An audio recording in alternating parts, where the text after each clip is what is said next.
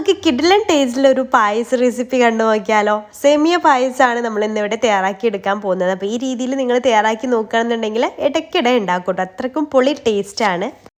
ആദ്യം നമുക്ക് ഒരു പാൻ ഒന്ന് ചൂടാക്കിയ ശേഷം അതിലേക്ക് ഒരു 3 ടീസ്പൂൺ നെയ്യ് ഒഴിച്ചു കൊടുക്കാം. അതിലേക്ക് നമുക്ക് ആദ്യം അണ്ടിപ്പരിപ്പ് മുന്തിരിയൊക്കെ ഒന്ന് റോസ്റ്റ് ചെയ്തിട്ട് മാറ്റി വെക്കാം കേട്ടോ. അപ്പോൾ ഞാനിവിടെ കുറച്ച് അണ്ടിപ്പരിപ്പ് എടുത്തിട്ട് ആ നെയ്യിലിട്ടിട്ടൊന്ന് റോസ്റ്റ് ചെയ്ത് എടുക്കുന്നുണ്ട്. ഉണക്കമുന്തിരി ഉണ്ടെങ്കിൽ ഉണക്കമുന്തിരിയും എടുക്കാം. അപ്പോൾ എൻ്റെ കയ്യിലിപ്പോൾ ഉണക്കമുന്തിരി ഇല്ലാത്തതിൻ്റെ പേരിൽ ഞാൻ ഉണക്കമുന്തിരി എടുത്തിട്ടില്ല. അണ്ടിപ്പരിപ്പ് അതിൽ നിന്ന് മാറ്റിയതിന് ശേഷം നമുക്കതിലേക്ക് സെയിം നെയ്യിൽ തന്നെ നമുക്ക് സേമിയയും കൂടെ ഒന്ന് വറുത്തെടുക്കണം. വറുത്തെടുത്ത സേമിയാണെന്നുണ്ടെങ്കിൽ ഈ സ്റ്റേജ് സ്കിപ്പ് ചെയ്യാം കേട്ടോ, അത് ലാസ്റ്റ് ചേർത്താൽ മതി. ഒരുപാട് അങ്ങ് കരിഞ്ഞു പോകണ്ട, എന്നാൽ ലൈറ്റ് ബ്രൗൺ കളറായിട്ട് വരുമല്ലോ, നമുക്കറിയാമല്ലോ എത്രത്തോളം ആവണം അത് റോസ്റ്റായി കിട്ടണം എന്നുണ്ടെങ്കിൽ. അപ്പോൾ അത് ഈ ഒരു രീതിയിലാവുമ്പോൾ ഞാനിത് ഈ പാനിൽ നിന്ന് മാറ്റുന്നുണ്ട്. പാനിൽ നിന്ന് മാറ്റട്ടോ, അതല്ലാന്നുണ്ടെങ്കിൽ ആ പാനിൽ കിടന്നിട്ട് തന്നെ അത് കരിഞ്ഞു പോകാൻ ചാൻസ് ഉണ്ട്. അപ്പോൾ പിന്നെ അതോടെ മാറ്റി വെച്ചിട്ടുണ്ട്. ഇനി വേറൊരു സോസ് പാൻ എടുത്തിട്ട് അതിലേക്ക് ഒരു 1/2 കപ്പ് പഞ്ചസാര ചേർത്ത് കൊടുക്കുന്നുണ്ട്.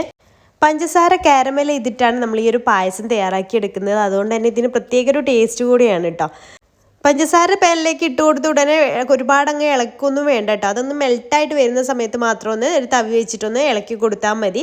പിന്നെ ഒരുപാട് അങ്ങോട്ട് ഡാർക്ക് കളറിലേക്ക് ആവുന്നതിന് മുന്നേ തന്നെ അത് സ്റ്റോപ്പ് ചെയ്യണം കേട്ടോ. നമ്മൾ കാരമൽ ചെയ്യുന്നത് ഒരു ലൈറ്റ് ബ്രൗൺ കളർ ആയാൽ മതി, ഒരു ഗോൾഡൻ കളർ ആയാൽ മതി. അപ്പോൾ അതല്ലാന്നുണ്ടെങ്കിൽ കരിഞ്ഞ ടേസ്റ്റ് വരും. പിന്നെ അതിലേക്ക് അതാ 1 ടീസ്പൂണ് നെയ്യ് കൂടെ ഞാൻ ഒഴിച്ചു കൊടുക്കുന്നുണ്ട്. ബട്ടർ ആയാലും കുഴപ്പമൊന്നുമില്ല കേട്ടോ.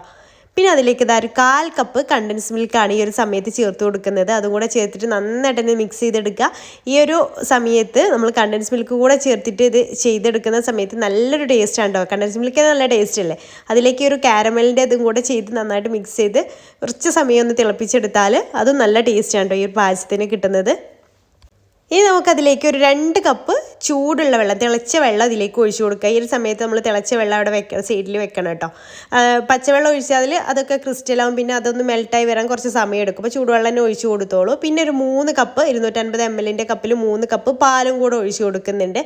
എന്നിട്ട് നന്നായിട്ടൊന്ന് തിളപ്പിക്കാനായിട്ട് വെക്കുക. പിന്നെ അതിലേക്ക് ഫ്ലേവറിന് വേണ്ടിയിട്ട് ഏലക്ക ചതച്ചത് ഒരു 3 എണ്ണം ഇട്ട് കൊടുക്കുന്നുണ്ട്.